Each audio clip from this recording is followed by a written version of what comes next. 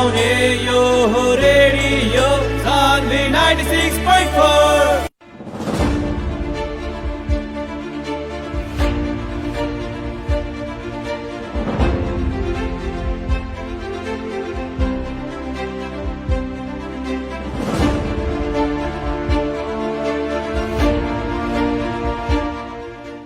नमस्कार अनि हार्दिक स्वागत।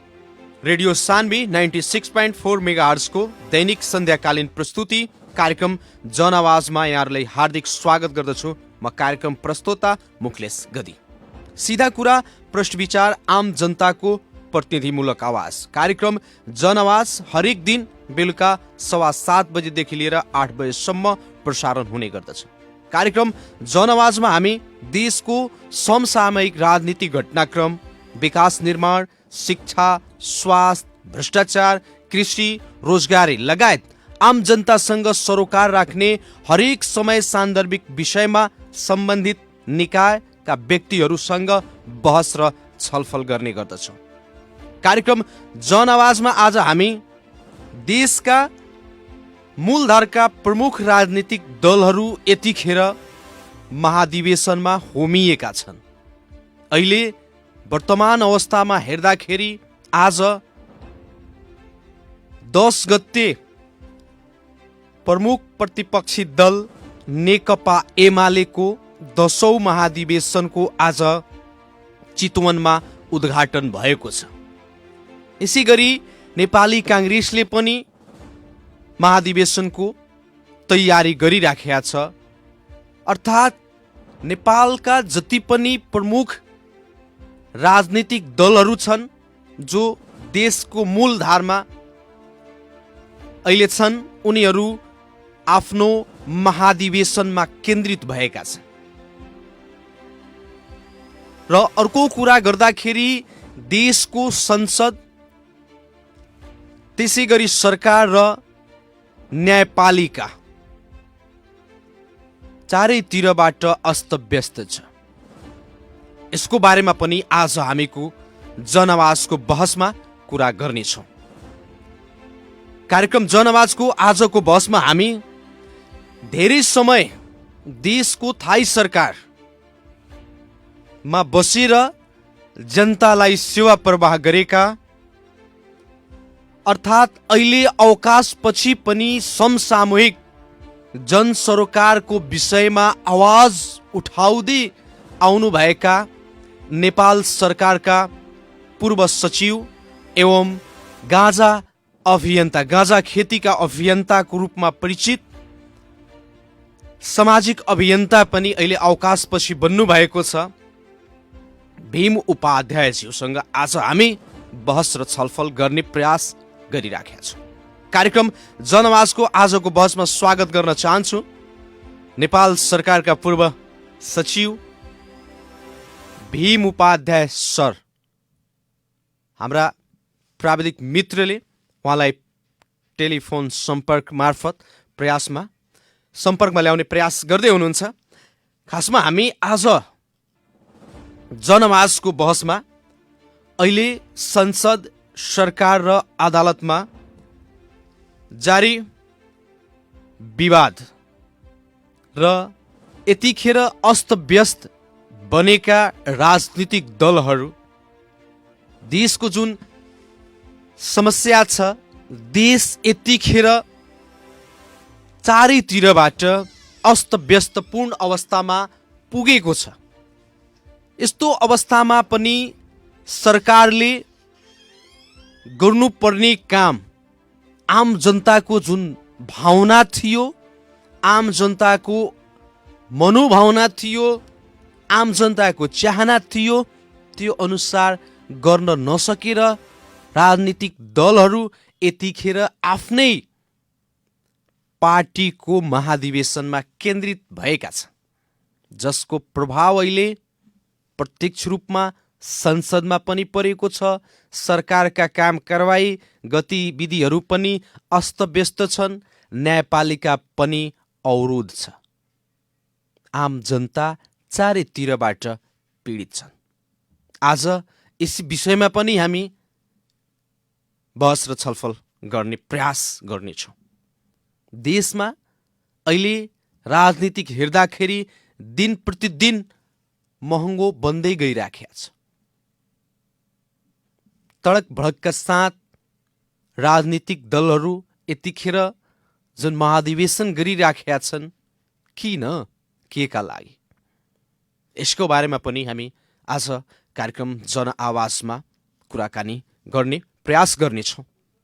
देशको धेरै समय प्रशासनिक अर्थात् भन्नुपर्दाखेरि थाई सरकार कर्मचारी तन्त्र भनिन्छ।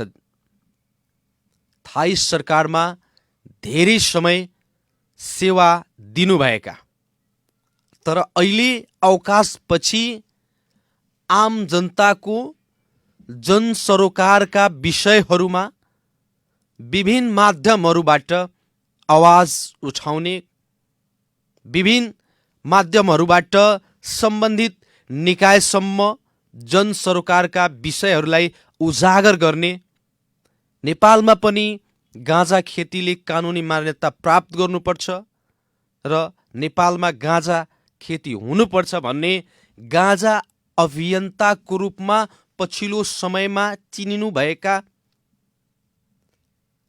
पूर्व प्रशासक एवं पूर्व थाई सरकारका नेपाल सरकारका सचिव भीम उपाध्यायज्यूसँग हामी बहस र छलफल गर्ने जमर्को गरेका छौँ। कार्यक्रम जनआवाजको आजको बहसमा हाम्रा प्राविधिक मित्रले उहाँलाई प्रयासमा फोन सम्पर्कमा जोड्ने प्रयास गरिराख्नु भएको छ।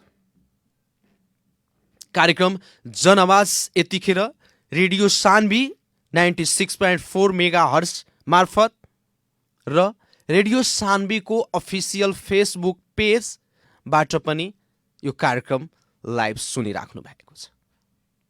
कार्यक्रम जनआवाज हरेक दिन बेलुका 7:15 बजेदेखि लिएर 8 बजेसम्म प्रसारण हुने गर्दछ।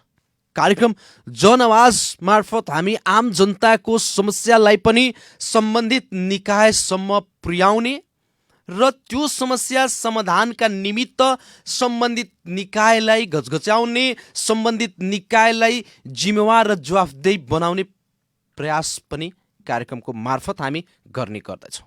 कार्यक्रम जनआवाजको आजको बहसमा हाम्रा अतिथि नेपाल सरकारका पूर्व सचिव एवं धेरै समय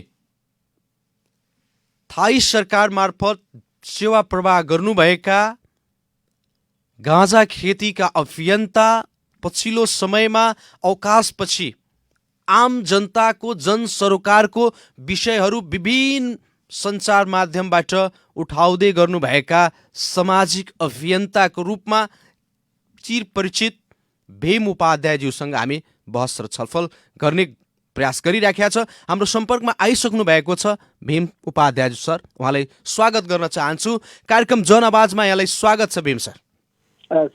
नमस्कार नमस्कार मुकेश भाइ।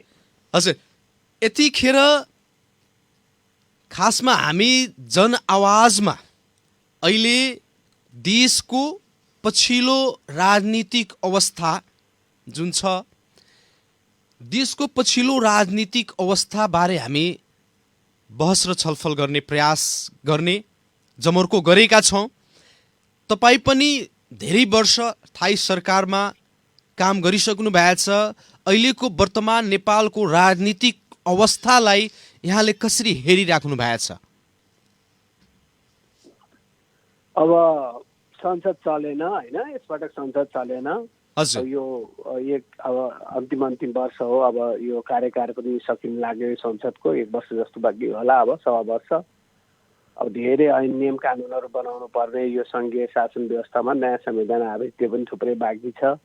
बल्ल बल्ल एउटा चुनाव भएको, चुनावपछि पनि 2-3 वर्ष अब सरकार चल्यो। त्यसपछि सरकार पनि अब बहुमतको सरकार, लगभग 2/3 पुग्न लागेको शक्तिशाली भनिएको सरकार पनि ढल्दाखेरि अब यसले चाहिँ देशमा ठुलो अन्यल र अस्थिरतामा जाने लक्षण चाहिँ देखिन्छ क्या। त्यसले गर्दाखेरि कसरी अब यी दलहरू जसले चाहिँ यो व्यवस्था ल्याए, संविधान बनाए, यिनीहरू बिचमा यो एउटा न्यूनतम समझदारी भएन भने त यो संविधान यो व्यवस्थाले काम गर्न सक्दैन, जनता चाहिँ नि फेरि निराश भएर विरक्ति लिएर विमुख भएर जान सक्छ व्यवस्थाप्रति भन्ने अहिले शङ्का चाहिँ बढ्दैछ। सबैको मनमा त्यस्तै किसिमको प्रश्नहरू उठिरहेको छ कि हजुर हजुर त्यसले गर्दा राम्रो लक्षण छैन होइन। अब यो द्वन्द्व झन् चर्किँदै गइरहेको छ, एक किसिमको अब व्यवस्थाले नै काम गर्दैन कि भन्ने आम धारणा भइरहेको छ। तर यसको पटाक्षेप कसरी हुन्छ त्यो सामान्य चुनावबाट पटाक्षेप हुँदैन। त्यसरी गर्दाखेरि कुनै अर्को गतिशील एउटा क्रिएटिभ किसिमको राजनीतिक समाधानमा दलहरू सहमत भयो भने यसले एउटा राम्रो बाटो ल्याउँछ, नभए चाहिँ फेरि त्यही पहिला जस्तै एउटा फाल्ने अर्को ल्याउने गरेर एउटा प्रक्रिया निरन्तर जुन चाहिन्छ सुधारमा राजनीति परिष्करण गर्ने यी सबै मजा लाग्छ। राजनीतिक दलहरू राजनीतिक व्यवस्था सबै लगभग असफल हुँदै गएको हो कि भन्ने देखिन्छ। हजुर यतिखेर हेर्दाखेरि खासमा देशको मुख्य 3वटा अङ्गहरू संसद पनि अवरुद्ध छ, सरकारको गतिविधिहरूबाट आम जनता त्यति सन्तुष्ट छैन, न्यायपालिकामा पनि यतिखेर अस्तव्यस्तको अवस्था छ। खासमा यो पछिल्लो समयतिर जुन न्यायपालिकामा एउटा गतिरोध उत्पन्न भएको छ यो किन उत्पन्न भयो र यसको जिम्मेवार को चाहिँ?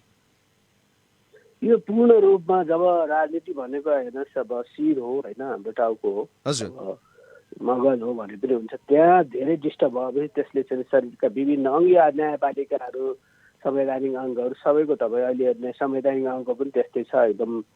अब जवाबदेही विहीन संवैधानिक अङ्ग छ, संसद चल्दैन, संसद पनि जवाबदेही भएनन्, कसैले चाहिँ चाहेर नियुक्ति गरेर बसेका छन्। यी सबै कुरा हेर्दाखेरि तपाईँको केही पनि आफ्नो ठाउँमा छैन। यो राजनीति व्यवस्थामा जे कुरा राजनीतिले असर गर्ने ठाउँमा चाहिँ व्यापक असर गरिसक्यो। अब यो मैले के देख्छु एकदमै अचम्मै केही भएको छैन। यो हुने हो नै यस्तै हो, जसरी एक गर्दै बिगार्दै विकृति बढाउँदै लगेपछि त्यसले गरेर अन्तिममा हान्ने चाहिँ अदालत नै हो। अदालतमा पनि अब यो विकृति आउनुको पछाडि यो एक दिनको कुरा होइन। यो तर अहिले पछिल्लो समयमा बार एसोसिएसनको अगुवाईमा कानुन व्यवसायीहरू र तपाईँको न्यायाधीशहरू जुन आन्दोलन गरिराख्नु भएको छ र जुन आक्षेप न्यायपालिकामाथि लगाउनु भएको छ के त्यसले राम्रो सन्देश दिइराखेको छ?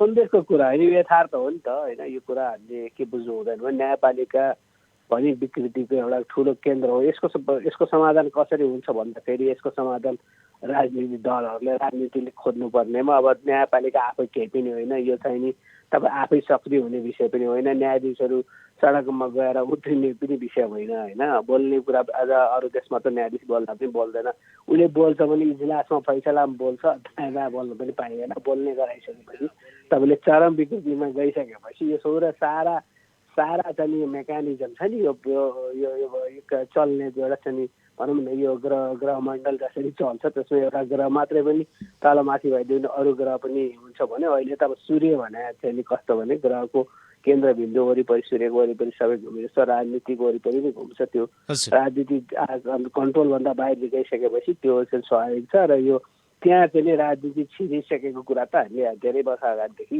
न्यायपालिका संवैधानिक अङ्गहरू प्रहरीहरू प्रशासनमा त व्यापकै भइहाल्यो, सबै चिज छिरेकै छ। अब यो हुने त अब यही त हुने हो, यो राम्रो सन्देशको कुरै होइन, यो यथार्थ भोग्नु पर्यो हामी बिरामी। तर जनताको चाहिँ एउटा अन्तिम आस्थाको केन्द्र न्यायपालिकालाई मानिन्छ, अदालतलाई मानिन्छ। तर यतिखेर न्यायपालिकामा जुन किसिमले राजनीतिक हस्तक्षेप बढेको, भ्रष्टाचारका घटनाहरू आफै न्यायपालिकामा कार्यरत आफै न्यायपालिकाभित्रका ती सहकर्मीहरूबाट जुन किसिमको आएको छ, यस्तो अवस्थामा आम जनताले फेरि न्यायपालिकामाथि कसरी विश्वास गर्लान् त? अहिले यो के भन्यो प्रशासन, न्याय प्रशासन र न्याय दिने दुईटा कुरा छ कि। न्यायपालिकाले दुईटा काम भयो, एउटा न्याय प्रशासन छ त्यसमा तपाईँले छन् धेरै मान्छेहरूले चाहिँ त्यसै पनि दुःख पाएका छन् होइन, सुस्त छ। अब न्याय पनि छ कि, न्यायमा पनि तपाईँको एकदमै राजनीतिक हरेक कुराको पछाडि यसको पछाडि कारण चाहिँ न्यायालय न्यायाधीश भन्दा पनि राजनीति नै हो कि। त्यसले गर्दा अब हरेक मुद्दाहरू तपाईँको हेर्नुहोस् सानातिना कुनै पनि चिजको कुरा सिधै न्यायालय नै जानुपर्ने र न्यायालय गइसकेपछि त्यसले एउटा फैसला गर्छ।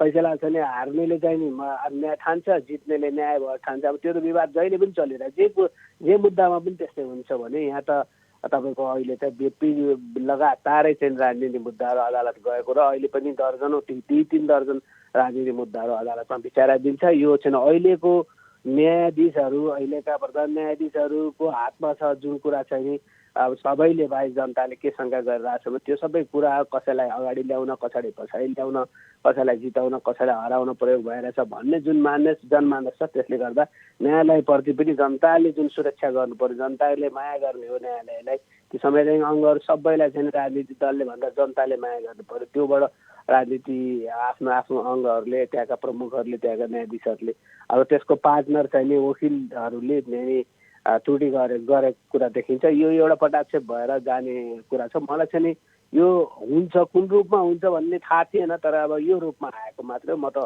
देख्छु। कुनै न कुनै रूपमा न्यायालयलाई चाहिँ छुनै नहुने, न्यायालयले जे गरे पनि हुने, न्यायालयले अन्याय अत्याचार गरे पनि कुनै उपाय नै नहुने किसिमको जस्तो लाग्थ्यो, बोल्न पनि नहुने, अब मानहानि हुने होइन, अपहेलनामा पर्ने, अब यो सबैबाट चाहिँ देख्यो। त्यो रूपमा त सबैले महसुस गराएर छ। अहिले त्यसकारण चाहिँ न्यायालयप्रति मान्छेको कुनै सहानुभूति पनि छैन, न्यायाधीशप्रति सहानुभूति पनि छैन, अब कुनै पनि अब राज्यको अङ्गहरूप्रति सहानुभूति छैन। तर पछिल्लो जुन न्यायपालिकामा यो गतिरोध उत्पन्न भएको छ, यो गतिरोधलाई पनि खासमा राजनीतिक दल होस् या सरकारले जति गम्भीरतापूर्वक हेर्नुपर्ने हो त्यति गम्भीरतापूर्वक हेरिराखेका छैन, यो समस्या समाधानका उपायतिर गइराखेका छैन। यसको कारण के? मलाई के लाग्छ भने राजनीतिक दलले त अब दलहरूले गर्ने कुरा हो, यो कुनै सरकारको हातको कुरा पनि छैन। अब यो तपाईँको संसदले वार्निङ गर्न सक्नु है, संसदै चल्न सक्दैन भने त तपाईँको योभन्दा अगाडि 2 संसद भङ्ग गरेर लगभग गैर जिम्मेवारी एउटा जवाबदेहीविहीन राज्य संयन्त्र चलाएको थियो नि त। त्यही कुरामा अहिले पनि संसद चल्न नदिएको हुनाले संसदमा चाहिँ नि तपाईँको सबै दलले चाहिँ कमसेकम एकमत राख्न नसकेको कारणले यो आएको हो। त्यसकारण यो पूर्ण जिम्मेवारी राजनीतिक दलहरूको छ। कुनै सरकारमा हिजो एउटा सरकारमा त्यो संसद भङ्ग गर्दा हिँड्यो, अनि त्यसपछि चाहिँ नि बसेर न्यायालयको प्रमुख र कार्यकारी प्रमुख प्रधानमन्त्री मिलेर अध्यादेश जारी भएको फटाफट नियुक्ति गर्दै जाने, त्यसो गर्दै जाने देखेको हो नि। त्यसमा चाहिँ अहिले त्यो बेलामै न्यायालयको प्रमुखले चाहिँ अलिकति अब भएन है यस्तो भनिदिएको भए आज एक दिन त आउँदैन थियो भन्ने मलाई लाग्छ। हजुर, तर राजनीतिक दलहरू यतिखेर चाहिँ खासमा उनीहरू पनि राजनीतिक दलहरू यतिखेर सक्रिय छैनन्, सम्पर्क विच्छेद भएको छ। हाम्रो भीम उपाध्याय सरसँग हामी फेरि पुनः जोड्ने प्रयास गरिराखेका छौँ। अनि कार्यक्रम जनआवाजमा यतिखेर हामी देशको समसामयिक राजनीतिक विषयवस्तु बारे हामी एकदम कुरा गरिराखेका थियौँ। अनि हामी अहिले उहाँसँग टेलिफोन काटिएको छ।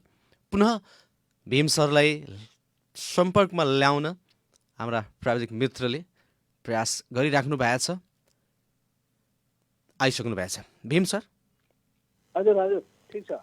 हजुर, फोन काटियो एकछिनको लागि। हजुर ठिक। अनि भन्नुपर्दाखेरि जसरी राजनीतिक दलहरूले अहिले चाहिँ अस्वाभाविक मौनता जुन देखाइराखेका छन्, यसले न्यायपालिकालाई बन्धकमा पारे जस्तो लाग्दैन यहाँलाई? होइन, यो त पूर्ण रूपमा राजनीति समाधान चाहियो नि त। यो त कुनै यो त मुद्दाहरू त तपाईँको यो न्यायालयको काम त मुद्दा छिन्ने हो नि त होइन। मुद्दा नै नछिन्ने भइसकेपछि न्यायालयको के काम छ भने त राजनीतिले त फटकार्न परेन। अब राजनीति चाहिँ विभाजित अनि यतिखेर चाहिँ शक्ति सन्तुलन, शक्ति पृथकीकरणको कुरा गरिराखेका छन्। वास्तवमा यो के हो? शक्ति पृथकीकरण त तपाईँ संसदले त सबैलाई नियन्त्रण राख्ने नै हो नि। कहाँ शक्ति पृथकीकरण त आफ्नो आफ्नो काममा छ, तर अब अहिले न्यायको मामलामा पो शक्ति पृथकीकरण हो त। यहाँ त न्याय प्रशासनिक डामाडोल भयो, प्रशासनमा त सरकारले हेर्नै पर्यो नि। दुईटा पक्षमा हेर्नुहोस् कि न्यायको मामलामा सबैलाई आफ्नो आफ्नो काम, न्यायालयको काम न्याय दिने भएकोमा अथवा न्यायिक ऊ गर्ने भएकोमा निर्णय गर्ने होला, त्यहाँ पो शक्ति पृथकीकरण हो त। कहाँ तपाईँको प्रशासनै नचल्ने, अफिसै नचल्ने, न्यायाधीशै नआउने भने त कहाँको यो प्रशासन भयो नि। त्यसकारण संसदले हेर्नै पर्यो त्यसलाई। संसदले नहेरेपछि त संसद लगभग मृत तुल्य नै छ नि त। अब अनि तपाईँको कहाँ देशको चल्छ त? शक्ति सन्तुलन, शक्ति पृथकीकरणको कुरा राजनीतिक दलहरू गरेर जनताको आँखामा छारो हान्ने काम मात्रै गरिराखेका छ। यो उनीहरूमा आत्मविश्वासै छैन कि उनीहरू नमिलिसकेपछि आएको यो विकृति हो। तपाईँको नयाँ संसदका मान्छेहरू कमसेकम पक्ष विपक्षी दलकाहरूले अलिकति आफ्नो अदबमा बसेको भए कसको दुर्भाग्य हिम्मत तपाईँको संवैधानिक अङ्गहरू यिनीहरूलाई नियन्त्रण गर्नु त संविधानले संसदलाई जिम्मा दिएकै छ त। यसले त प्रश्न पारिराखेको छ कि राजनीतिक दलहरूको पनि संलग्नता कहीँ न कहीँ यो जुन गतिरोध यो जुन अस्तव्यस्तको अवस्था छ यसमा उनीहरूको पनि छ संलग्नता छ भनेर उनीहरूको यो मौनताले गर्दा प्रश्न देखिरहेछ। यो त हो नि, सबै मुद्दा अदालतमा छ। अब तपाईँ यो अहिले चाहे सरकारका कुरा चाहे सांसदका कुरा प्रतिपक्ष निवर्तमान सरकारका चाहिँ प्रधानमन्त्रीको नाममा 2-3 दर्जन मुद्दा चाहिँ छ त्यहाँ विपक्षमा। तपाईँको यो न्याय प्रशासनले अगाडि न्याय दिन थाल्ने हो भने त्यो न्याय दिन थाल्ने भने के उछलपतल हुनु त बाँकी छ। अहिले त केही भएकै छैन, अहिले त केही गरेकै छैन त यो ताल त। तपाईँ न्याय भोलि चाहिँ फैसला हुनेपछि त कुन उछलपतल हुन्छ भन्ने कुराको त अहिले तपाईँले अनुमानै गर्न सक्नुहुन्न। हजुर भीम सर, खासमा अहिले यतिखेर हेर्दाखेरि नेपालको मूलधारका सबै दलहरू आफ्नो महाधिवेशनमा जुटिराखेका छन्।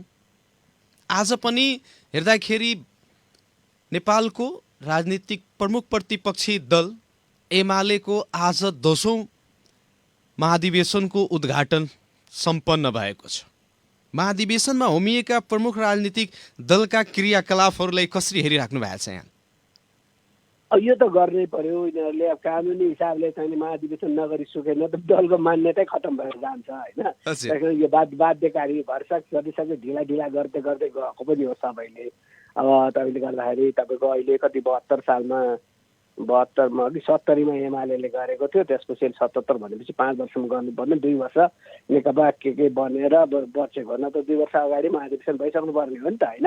यदि चाहिँ नि अब त्यो त ढिला भइसक्यो। त्यसै नेपाली काङ्ग्रेसले पनि थप्दै लगेर गइरहेछ। अब अरू दलहरूको खासै त्यति अहिले देखिरहेको छैन। अब महाधिवेशन बेला माओवादीको अलि बेला भएको छैन कि जस्तो लाग्छ। अरू दलले गरिरहेको छ। अब राप्रपाले गर्नै पर्छ, गर्न सुरु गरे गर्ने नै हो। अब रहेको कुरा महाधिवेशन गर्दाखेरि आन्तरिक पार्टीभित्र कस्तो छ के छ खासै जनतालाई चासोको विषय पनि भएन। हामीले के हेर्छ भने त्यो त आन्तरिक पार्टीभित्रको जनताले उनीहरूसितको नाता कहाँ भन्दाखेरि चुनावमा आएको बेलामा बल्ल पार्टीसित हाम्रो नाता होइन, नातै छैन नि त होइन। तर के हेर्छ दलहरूको महाधिवेशन केका लागि गरिन्छ? उनीहरूको आफ्नो भित्रको नेताहरू छान्ने, पार्टीको पदाधिकारी छान्ने, नेता छान्ने, केन्द्रीय समिति छान्ने, त्यसै गरी महाधिवेशन हो। उनीहरूको हो कि एउटा चाहिँ एनजिओको साधारण सभा बसे जस्तै बस्ने हो। के चुनाव गरे जस्तो गर्ने केही भएन। जनताको लागि अर्थहीन कुरा भयो नि त। यिनीहरू भोलि जाने, यिनीहरूले भोलि यो दलीय व्यवस्था भएको हुनाले पार्टीले सरकारको नियन्त्रण गर्ने, पार्टीले आफ्नो सांसदहरूको नियन्त्रण गर्ने भएको हुनाले त्यसले पार्टी चाहिँ नि माथि यिनीहरू जोडजुलुम हुने के भने सरकारमाथि पनि आफै नियन्त्रण गर्न पाइयो, पार्टीका चाहिँ नि सांसदहरूलाई पनि हुइपको मामलाबाट नियन्त्रण गर्न पाइयो भनेर यसको मार काटाकाट हुने कारण त्यति होइन भने के अर्थ छ? अरू देशमा डेभलपमेन्टहरू पार्टीको कन्ट्रोलै हुँदैन। अनि यतिखेर महाधिवेशन निकै तडक भडकपूर्ण गर्दैछन्। खासमा यो तडक भडकपूर्ण गर्नुको औचित्य के छ त? यो त अरूलाई देखाए नेपालीहरू अलिकति जात्रा प्रेमी उत्सव प्रेमी जात हो हेर्नुहोस् होइन। हामी समाज हो, कुनै पनि कुरामा एकदम रमाइलो गर्दै भएको अलिकति रमाइलो गर्न हो। तर के हुन्छ भने सरकारमा बसेको पार्टी हो, कहाँबाट पैसा आउँछ? कसले पैसा एक ब्यानरको एक पर्चा पेम्पलेटको सार्वजनिक गर्नुपर्छ क्या दलहरूलाई। हामी के भन्छ एक पैसा पनि कहीँ कसैले छापेर कमाएको छैन, कसैले उद्योग धन्दा गरेको छ, कसैले दान दिएछ, चन्दा दिएछ भने एक पैसा पनि कसैले 100 रुपियाँ 50 सबैको हिसाब राखेर मात्रै गर्नुपर्छ। पारदर्शी हुनुपर्छ, पुरै अडिट गर्नुपर्छ। अडिट पनि अब एक्सटर्नली यो दलभित्रको नियुक्त गरेको भएन, बाहिरले गर्नुपर्छ। निर्वाचन आयोगले चाहिँ पुरै फड्कार्नुपर्छ, पुरै हिसाब माग्नुपर्छ। र यहाँ कसैले गैर कानुनी तरिकाले कमाएको पैसा युज गरेको छ, कालो धन युज गरेको छ र त्यसको तडक हो भने कारवाही गर्नुपर्छ, दलै खारेज गर्नुपर्छ।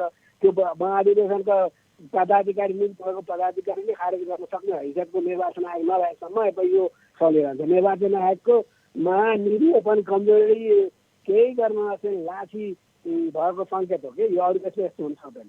हजुर, अब खासमा हेर्दाखेरि हाम्रा देशका राजनीतिक दलहरूले महाधिवेशनबाट मात्र नेतृत्व परिवर्तन गरेका छन् कि नीतिहरू पनि समय सापेक्षिक परिवर्तन गर्दै आएका छन्? यहाँ त धेरै दिनदेखि चाहिँ थाई सरकारमा पनि बस्नुभयो र नेपालको राजनीतिलाई धेरै नजिकबाट हेर्नु भएको छ। यो चाहिँ सबै औपचारिक देखाउनलाई हो। सबै गल्तीबाट निर्णय गर्छन् नेताहरू। चुनेर आइसकेपछि मैले के पास गरेका थिएँ, अब चुनावमा जनतासित के भनेको थिएँ, बजेटमा के भनेको थिएँ, त्यो कुनै अर्थहीन भएर गइरहेको हुनाले म त यसमा त्यो के बोल्छन् भन्ने कुरा होइन। उनीहरूले गर्ने र बोल्नेमा केही दिन तालमेल नभएको हुनाले यो पार्टीभित्रको ग्रुपहरूको सङ्गठित भएर बसेपछि सङ्गठित भएपछि हामीले जे मनलाई त्यो गर्न पाइन्छ, कसको के चल्छ र नेताले जे भन्छ त्यो गर्नुपर्छ, अरू सबै त फेरि मेरो खुसी लाग्नुपर्छ भन्ने सबै दलमा त्यस्तो भइसकेपछि म यो के पार्टीले निर्णय गर्छ कसो गर्छ त्यो झगडा गर्ने एकले अर्काले फर्काउने गर्ने तर्साउने गरे जस्तो गरेको अर्थहीन छ। त्यो कुनै व्यावहारिक दृष्टिकोणले हेर्दा मलाई अहिलेसम्मको कुनै पनि किसिमको कोही दल चाहे कुनै पनि दल आफ्नो घोषित नीति महाधिवेशनको नीति पदाधिकारी त्यो जनप्रतिनिधिहरूले उनीहरूको भित्रको महाधिवेशन प्रतिनिधिले भनेको कुराको त पालनै गराएको छैन। के अर्थ छ यस्तोको? हजुर, अनि खासमा हेर्दाखेरि अहिले वर्तमान अवस्थामा नेपालको राजनीति दिन प्रतिदिन महँगो बन्दै गइरहेको छ। यसको कारण चाहिँ यहाँले के हेर्नु भएको छ? राजनीति किन दिन प्रतिदिन महँगो भइरहेछ त? किन्ने अब जनताहरू के छ भने जनताले के बुझेन, लोकतन्त्र भनेको के हो, अधिकार हाम्रो भनेको के हो, जनतालाई बुझाउनु दलहरू लाग्दै लागेन। उनीहरू सत्ता कसरी कब्जा गरेर खोज्ने भन्नेको बाहेक त केही पनि कुनै पनि दलहरूमा छैन नि त। त्यसपछि त्यसरी प्रशिक्षित शिक्षित गर्दै लगिसकेपछि स्कुलिङ गर्दै लगिसकेपछि अनि मान्छेलाई कसरी आफ्नो पैसा मत मात्रै हाल्ने पार्ने भन्छ। पैसाले किनेर हुन्छ कि दारू पानी गराएर हुन्छ कि फर्काएर हुन्छ कि नियुक्ति दिएर हुन्छ कि के गरे हुन्छ त्यसैमा सबै लागिरहेछ र केही पाइन्छ कि भोलि केही गर्न पाइन्छ कि भन्ने कसैलाई चाहिँ नि अब जुद्ध खेल्ने कसैको चाहिँ नि कसैले तर्काउला भनेर सङ्गठित हुन सके चाहिँ नि अर्कोले मलाई हेप्दैन, मलाई चाहिँ नि नत्र कमजोर देखि कसैको अगाडि पछाडि कोही छैन भने हेप्छ भन्ने हिसाबले मान्छे सङ्गठित भए जस्तो भएर हिँडिरहेको केही पनि लोकतन्त्रमा यसको चाहिँ नि झन्झन विकृति बढ्दै गएपछि हुने जस्तो लोकतन्त्र यस्तो खालको लोकतन्त्र यति खर्चिलो लोकतन्त्र नेपाल जस्तो एकदमै कुनै आमदानीको स्रोतै नभएको देशले खान सक्दैन भन्ने पुष्टि गरिरहेको छ नि दलहरूको तडा यो अहिलेको पछिल्लो जुन राजनीतिक महँगी गएको छ, खासमा लोकतन्त्रको जुन सिद्धान्त हुन्छ लोकतन्त्रमा राजनीतिक यस्तो हुनु नपर्ने हो तर पनि भइराखेको छ। यसमा आम जनता बुझ्न सकेका छैन। आम जनताको पनि केही न केही भागीदारी, आम जनता पनि केही न केही दोषी छन् त।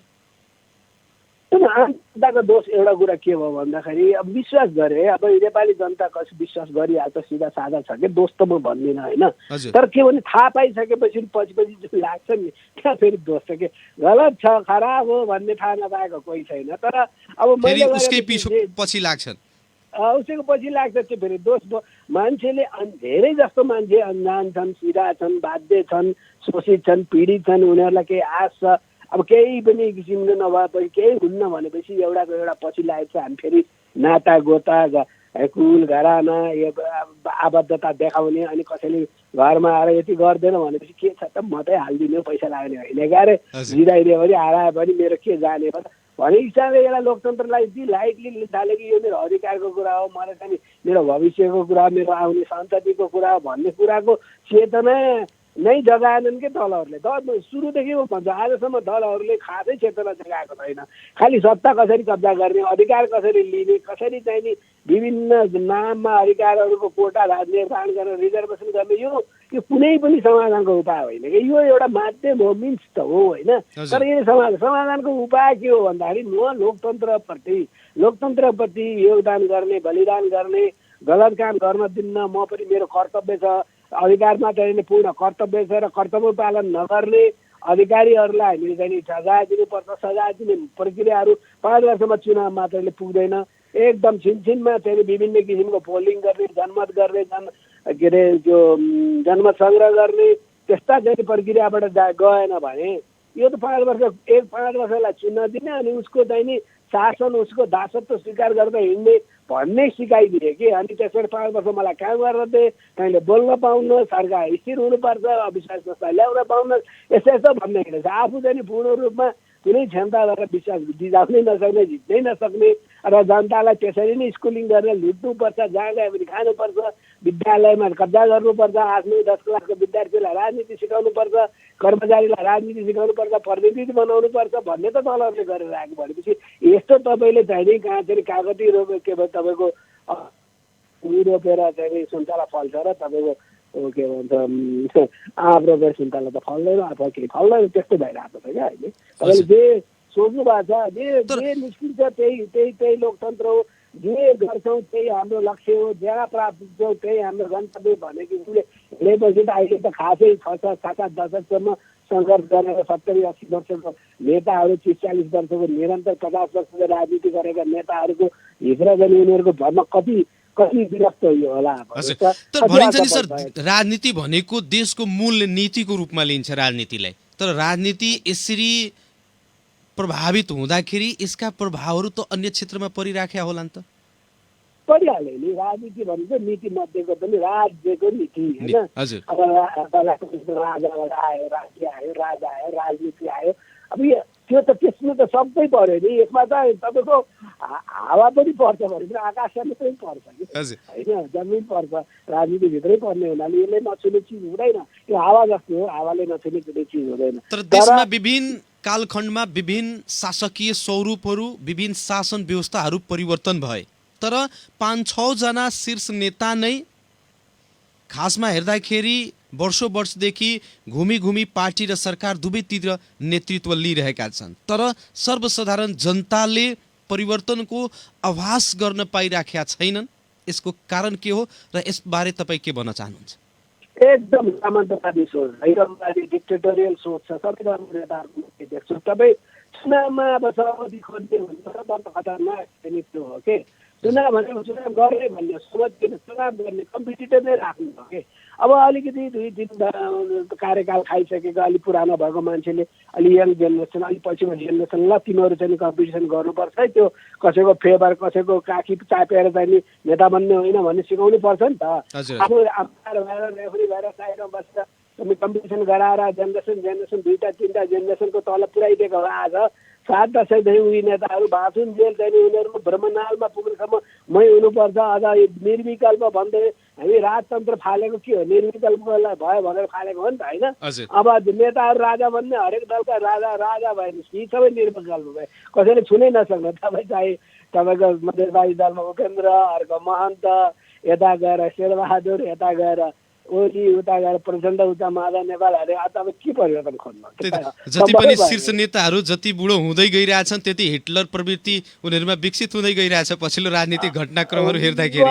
हो, कसैको आत्मविश्वासै छैन उनीहरूको माताहरूको। एउटै नेताको जय जयकार गर्न एउटा ठुला नेताले अर्को सरकार नेतालाई गाली गरेछ, अरूले थपडी बजाएको छ। कोही यता ताली फुटबल गेम खेले जस्तै कहिले यता ताली पिटेछ, अर्को ताली गेम होइन नि यो भाइ, यो राजनीति हो। देशको तपाईँको कुनै पनि किसिमले परिस्थिति हेर्दाखेरि दुनियाँले के भइरहेछ, सारा काला धनमा देश चलिरहेछ। सारा हाम्रा युवा कमाएर आएको पैसाले आयात गरेछ, त्यो आयात भन्सार लगाएर देशका यी सबैलाई ठानुहरूलाई त ब्यानर बनाउने के बनाउने, कहीँ न कहीँ चाहे स्थानीय मिडियाका वडाका प्रतिनिधि होस्, चाहे त्यो जिल्लाको होस्, प्रदेशका होस्, सबै यहाँबाट लुटेका त भने तपाईँ के कुरा गर्नुभयो, कहाँबाट यहाँ फलाएर लिएर आएको। कहिले उद्योग धन्दा गरेर उद्योगपतिहरूले यहाँ खुलेर्दैछ। भारतमा हेर्नु टाटा बिर्ला सबैले राजनीति सबै दललाई चन्दा दिन्छन्, उनीहरूको पहिलो अडिट हुन्छ, पुरै सार्वजनिक गरिदिन्छ कि मैले यति अरब यसलाई दिएँ, यति अरब दिने हो नि, त्यसको कर पनि लाग्दैन। यहाँ सब लुकेर सबैले काला धन जम्मा गरेर दियो भनेर भन्नै मिलेन नि, यहाँ त दिन कहाँबाट दिनु भन्ने प्रश्न उठ्ने हुनाले सबैले चाहिँ लुटी गर्छ र कालो धनले प्रयोग गरेको कुनै पनि चिज कालै रिजल्ट आउँछ, यसको कहिले पनि राम्रो हुन्छ। तर सङ्घीय संरचनामा आइसके पनि दलका नेताहरू तथा कार्यकर्ताहरूलाई हेर्दाखेरि अहिले पनि उनीहरू केन्द्रीकृत मानसिकताबाट हट्न सकेका छैनन्, किन होला? त्यो त तपाईँ प्रशिक्षितै छैन नि। कसले साधारण जनताले पनि तपाईँको सामन्त खोजिरहेको छ, कुनै कृष्ण भगवान आओस्, राम आओस्, कुनै यस्तो करिस्मेटिक लिडर आओस्, बताइदियोस्। तपाईँ कहाँ लोकतन्त्रमा कसलाई विश्वास छ? यो चुनाव एउटा गर्ने मैले बोल्न पाएको छ, मलाई न्यायालय मैले सोचेको अन्याय परेमा न्यायमा जान्छु, न्याय चाहिँ शक्ति प्रतिक्रियाको सिद्धान्तमा छ भनेर एउटा मान्छेले खोज्ने एउटा कुरा हो। तर लोकतन्त्र चाहिँ तपाईँ के हो भन्नुहोस्, एक्लै तपाईँले आवाज उठाउँछ, तपाईँको आवाज सुन्छ। तपाईँले जहिले पनि तोडफोड गर्ने, बन्द गर्नुपर्ने, जहिले पनि त्यो गर्ने बाहेक आवाज सुन्ने भने यस्तो लोकतन्त्र हुन्छ। लोकतन्त्र एकजनाको आवाज, चाहे चाहिँ पत्रिकामा लेखेको होस्, चाहे चाहिँ सोसियल मिडियामा लेखेको होस्, चाहे तपाईँको अडियो भिजुअल मिडियामा लेखेको, त्यसको आवाजको त सबैले राज्यका जिम्मेदार पदाधिकारीहरूले सुनेर त्यसको त एप्रोप्रिएट चाहिँ ढङ्गले चाहिँ रेस्पोन्स गरिरहेको हुनु पऱ्यो नि, त्यो जनताले थाहा पाउने गरी। त्यो त छैन नि त। अन्त अब के गर्नुहुन्छ तपाईँले? अब हिजो शान्ति सोच पहिले राजाहरू, पहिले बडे जमिनदारहरू, मुखियाहरूको बसको जसरी चलेको त्यसरी नै अहिले नयाँ मुखिया, नयाँ राजाहरू निस्केका छन्। एकले अर्कालाई कन्ट्रोल गर्ने सिकाएको छ र पहिला त कमसेकम एक्टिभिटिज भएर कन्ट्रोल त हुन्थ्यो, अलिक कन्ट्रोल भएन। अब तपाईँले पुरै गाडीको स्टियरिङ पनि फेल्छ, ब्रेक पनि फेल्छ। पहिला त कमसेकम ठिकै छ, ब्रेक फेल भए पनि स्टियरिङले थाम्थ्यो पार्थ्यो होला, अब स्टियरिङ फेल भए पनि ब्रेकले थाम्यो, दुइटै फेल्छ त के गर्ने। हजुर, तर हेर्दाखेरि विगतमा जति पनि शासकीय स्वरूपहरू शासन व्यवस्थाहरू परिवर्तन भयो, धेरै जनताहरूले बलिदानी पनि दिए। बलिदानी पश्चात आएको जुन एउटा परिवर्तन हो, त्यो परिवर्तनहरूलाई संस्थागत गर्न सक्दैनन् दलहरू। किन होला? किनभने विभिन्न सत्ताको लागि, विभिन्न त्यो शासकीय स्वरूपहरूको लागि चाहिँ दलहरू एकबद्ध भएर लड्छन्, आवाज उठाउँछन्, आन्दोलन गर्छन् र त्यो पाइसकेपछि त्यसलाई संस्थागत गर्न सक्दैनन्। किन? कस्तो भने मैले बलिदान गरेँ, त्यो गरेँ, अब मैले खाने हो भने यो त बिजनेस गरेको भयो नि त, लगानी गरेको भयो। जनताले जनताको लागि लगानी गरे पो त्यसो गर्छ। तपाईँले यो देशमा हेर्नु भने क्रान्तिपछि ती नेताहरूले सन्तान गरेर बाटो तय गर्छ। अब के हो, तपाईँको हरेक वर्ष चाहे ४७ सालको ल्याउनु, चाहे ६३ सालको ल्याउनु, चाहे पछि ल्याउनु, मान्छेले छोड्दै नछोडेपछि अनि नेताको लागि आएको नेताको लागि साथी व्यवस्था भएपछि अनि तपाईँको कहाँको लोकतन्त्रको भयो? यी भएनै भएन नि, लोकतन्त्रै होइन कि यो। तपाईँ पुरा गरेर भयो भने चुनाव एउटा भागेमा के छ भन्नु सक्छु। चुनावमा तपाईँले भागिने बाहेक त के हो लोकतन्त्र? चुनाव त नेपाली जनताले राणा बेलाको बेलामा पनि पञ्चायत बेला पनि 90% मान्छे मतदान गरेकै थिए नि त। मतदान गर्न चुनाव बुथमा नगएको कहिले हो र? चुनाव हो, चुनाव एउटा मेकानिजम त्यो गर्ने हो, आवधिक चुनाव। तर त्यो कुरा होइन कि लोकतन्त्रका धेरै पाटाहरू हुन्छन् जसमा चाहिँ मान्छे संस्कारगत रूपमा अब जनता चाहिँ त्यो धेरै राजनीतिक कुरा खोजे पनि छैन। उसले प्रशासनबाट पाउने सुविधाहरू, प्रशासनमा गएर काम लिनेहरूमा पीडित छ उनीहरू। किनभने सारा प्रशासन, सारा राज्यका डेलिभरी गर्ने सारा अङ्गहरूमा राजनीति हस्तक्षेप भयो भने राजनीति हस्तक्षेप हुनु हुँदैन भन्ने होइन कि स्वार्थपूर्ण आफूले कब्जा गर्ने, जहाँ पनि आफूले फाइदा लिने हस्तक्षेप भएपछि जनता त बिचरा पीडित भयो नि। त्यो जनता त कुनै पनि शासन आए पनि, कुनै पनि दल आए पनि दुःख पाए त हामी देख्यौँ नि त। हजुर, अब खासमा गणतन्त्र, संघीयता, धर्मनिरपेक्षता ल्याएको जस चाहिँ राजनीतिक दलहरूले लिन खोज्ने, तर देशमा अहिले भएको गतिरोधको चाहिँ जिम्मेवारी, अहिले गतिरोधको किचिलो चाहिँ उनीहरूले आफू लिन खोजिराखेका छैनन्। किन होला? कसले लिने त? अब यो नलिनु भने त तपाईँको कसले लिन्छ त? यो त आफै तपाईँले बाँधले तपाईँले नदीलाई चाहिँ सही ढङ्गले तपाईँले किनारा गर्नु, तटबन्ध बनाउनु भन्थ्यो, त्यसले जता पनि बगानलाई त्यसमा के भएर जान्छ भन्ने। अब नदीको किनारा भत्काइदिइसकेपछि थाहा छैन के हुन्छ। यो किन सक्दैन भनेको के भने आत्मविश्वासै छैन उनीहरूले। अब कसैको विरुद्धमा चाहिँ नि एक हुनु र अब त्यो काम गर्नमा एकदम एउटा ओपन दिमागले अगाडि जानु त आकाश पाताल फरक छ कि। हामीले आज जति पनि तपाईँ परिवर्तन भयो कसैको विरुद्धमा एक भएर गरेको एउटा आश देखाएर गरेको हो। त्यसपछि त्यसलाई चलाउन त फेरि एक हुने होइन कि, एकदम फेयर कम्पिटिसन हुनुपर्छ। त्यो फेरै छैन। कब्जा गर्ने, सत्ता कब्जा गर्ने भए सारा संयन्त्रमा जो सत्तामा जान्छ ऊ कब्जा गर्न खोज्छ हरेक संयन्त्र। बस अब कब्जा गर्ने त छिटै थियो त, 2/3 कब्जा भएको थियो, संसद कब्जा भएको थियो, सरकार कब्जा भएको थियो। न्यायाधीशहरू नियुक्ति गरेको राजनीतिक नियुक्तिको कारणले अहिले तपाईँ लगातार देख्नुहुन्छ न्यायालयमा किन यस्तो भयो। वकिलहरू त वकिल प्राध्यापक शिक्षक त राजनीति गरेकै थिए होइन। अब न्यायालय पनि त तपाईँ राजनीतिमै देखिन्न। सारा तपाईँको हिजो अस्तिको हेर्नुभयो भने बुई वकिललाई नियुक्ति लगाएर गएको छ, कोहीलाई अगाडि प्रधान न्यायाधीश बनाइदिएछ, कोहीलाई फालिदिएछ, कोहीले बिचमा राजीनामा गर्न बाध्य गराइदिएछ, कोही मानव अधिकार आयोगमा पुगिदिएछ, कहिले संवैधानिक निकायमा पुरै छिर्दिएछ। अब यी सबै राजनीतिकरण गर्दाखेरि त्यसैले खाइदियो कि राजनीतिलाई। अब राजनीतिले आफ्नो दाजुभाइ, कुटुम्ब, नाता, छोरा बुहारी, भान्जा भान्जीलाई आफैले कसरी कारवाही गर्न सकिन्छ? बोकाले मलाई नै काट भनेर भन्छ, बलिचडा भन्दैन नि त। अनि तपाईँको कसले गर्छ ठेगान छैन। किन राजनीति भनी एउटा बाटो अहिले आफ्नो बाटो लिन्छ। अब भनेको अनुसारको बाटो लिदियो भने त्यसलाई चाहिँ क्रान्ति अथवा विकास भनिन्छ। भनेको होइन अकस्मात न्यूल ढङ्गले बाटो लिदियो भने त्यो चाहिँ एउटा विकृति भएर एउटा फेरि। भीमसर, खासमा अरू देशहरूको कुरा गर्दाखेरि त्यहाँ जति पनि राजनीतिक परिवर्तनहरू भए, राजनीतिक क्रान्तिहरू भए, त्यो क्रान्तिपछि देश एकदम विकसित भयो। तर हाम्रो देशमा चाहिँ विभिन्न किसिमको राजनीतिक परिवर्तन भयो, राजनीतिक क्रान्तिहरू भयो, तर हाम्रो देश चाहिँ विकसित किन हुन सकेन? यो कस्तो भने हाम्रो हावापानी, हाम्रो संस्कार, संस्कृति, इतिहास, पुर्खा, धर्म, होइन, भाषा, यी सबै कुराहरूको सित मेल खाने किसिमको नभएर अरूले यस्तो यस्तो गरे, अरूले चाहिँ रगत कुदाए, अरूले पानी झाँट कुदाए, अरूले चुचेर कुदाए भने जस्तै विभिन्न किसिम अरूले चाहिँ समावेशी गरे, समानुपातिक गरे, के गरे भन्दै भन्दै हिँडेर यो अर्कै बाटो हिँड्यो कि हामीले खोजेको समृद्धि भनेको न उत्पादन नगरिकन, रोजगारी नदिकन, उत्पादन नगरिकन, निर्यात नगरिकन, नकमाएसम्म धनी भइँदैन। त्यसको लागि विज्ञान प्रविधिदेखि लिएर यो मान्छेहरू, काम गर्ने मान्छेहरू, ब्युरोक्रासी, राजनीतिमा मेरिटोक्रासी, योग्य सक्षम मान्छेहरू, न्यायालयमा सक्षम मान्छे छ जाने भन्ने कुराको गर्दै नगरे पछाडि त अटोमेटिक ग्रान्टेड भइदिइहाल्छ आफै हुने कुरा भनेपछि आफैकै हुन्छ। कसैलाई तपाईँलाई त अहिले क्यान्सर रोग लागिसक्यो देशमा, क्यान्सर रोग आफै निको हुन्छ, त्यसलाई त विभिन्न किसिम किमो दिनु पर्ला, के ट्रिटमेन्ट गर्नु पर्ला, रेडियोथेरापी, इम्युनोथेरापी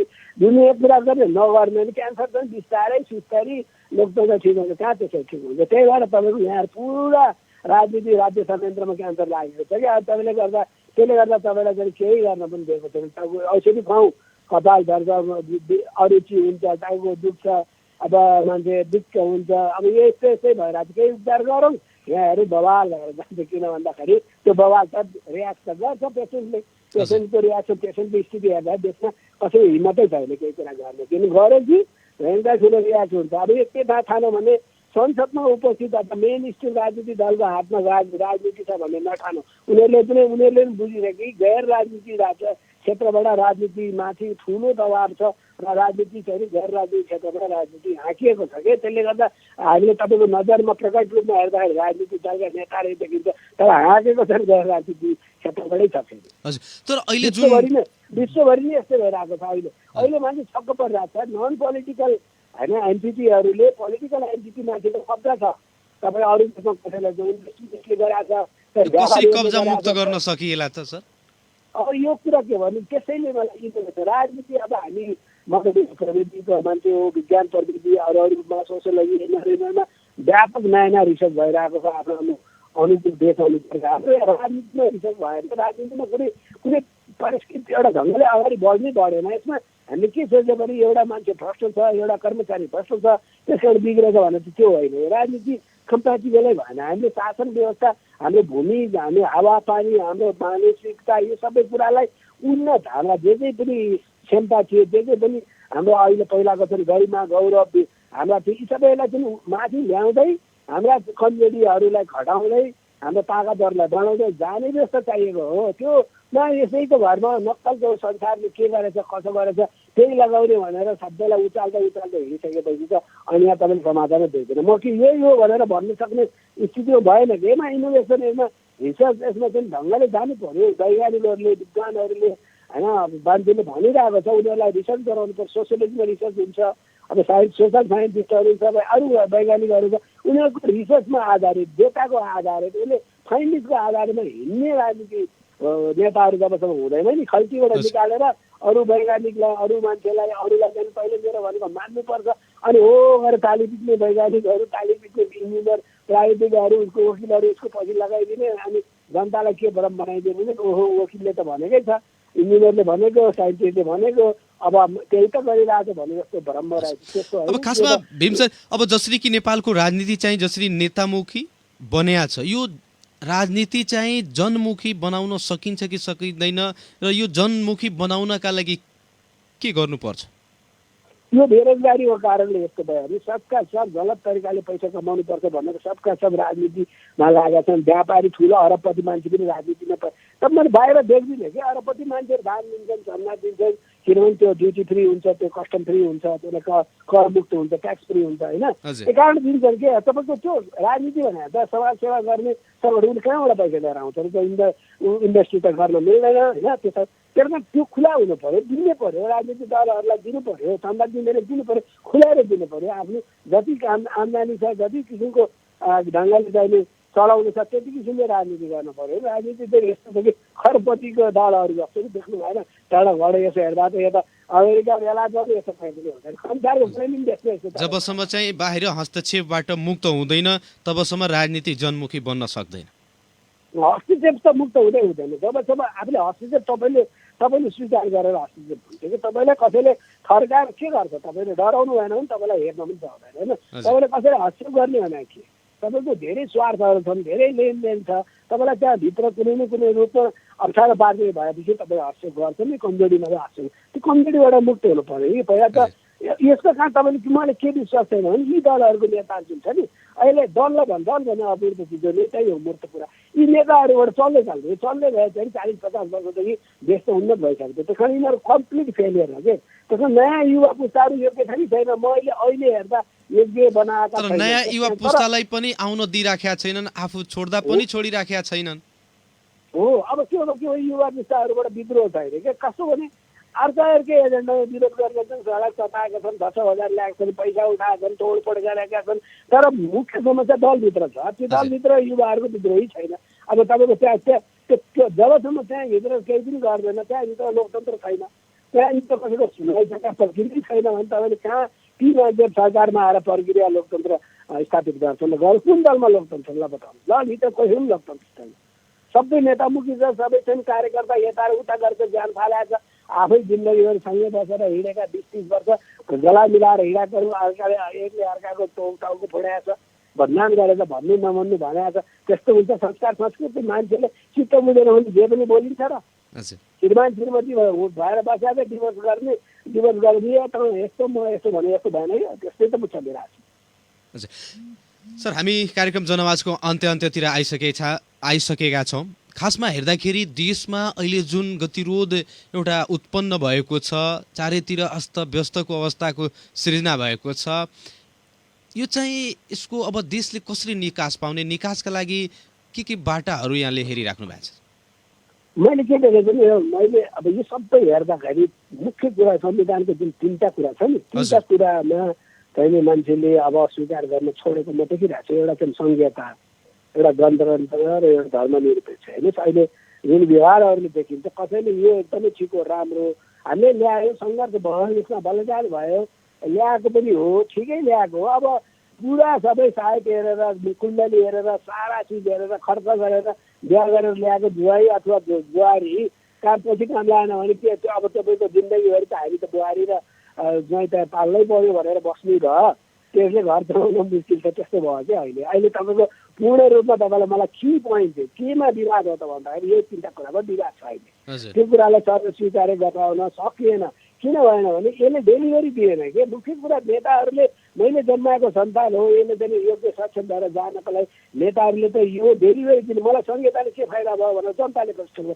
जवाब दिनु पर्यो धर्मनिरपेक्षताले मलाई के फाइदा भयो भनेर जनताले भन्नु पर्यो गणतन्त्रले मलाई के फाइदा भयो हिजो भन्दा भने जनताले भन्नु पर्यो त्यो जनताले भन्ने ठाउँै छैन त दलका नेताहरूले भन्ने दलका त्यो कार्यकर्ता त्यो 2-3 हजारको महाधिवेशन प्रतिनिधिले भनेर हुन्छ हजुर कार्यक्रम जनआवाजको आजको बहसको अन्त्यमा आइसकेका छौँ जाँदै आम जनतालाई यहाँले के भन्न चाहनुहुन्छ मुख्य कुरा म के भन्छु भने यो राजनीतिमा तपाईँ राजनीति सचेतता पुगेन होइन तर के भन्नु हामीले हिजो विश्वास गर्यो राम्रै गर्यो आफ्नै दाजुभाइ दिदीबहिनी हुन् आफ्नै काका भतिजा हुन् यो कोही पराएको छैन कि तर जसलाई राज्य गर्न राजनीतिमा पठाइसकेपछि त्यसले काम नगरेपछि त्यसलाई चाहिँ कुनै हालतमा स्वीकार नगर्नुहोस् अब फेरि मौका नदिनुहोस् के किनभने मौका चाहिँ अर्कालाई दिनु उसले पनि बिगार्ला भोलि गर्ला नगर्ला उसलाई कमसेकम मौका दिनु सङ्ख्याको सुविधा दिनु जसलाई जिन्दगीभरि विश्वास गर्नुभयो त्यसले नै तोड बर्बाद गरिसकेपछि अब पनि हामी जनता त्यसै पछि लाग्ने भने यो कहिले पनि उठान हुँदैन अब यो मान्छे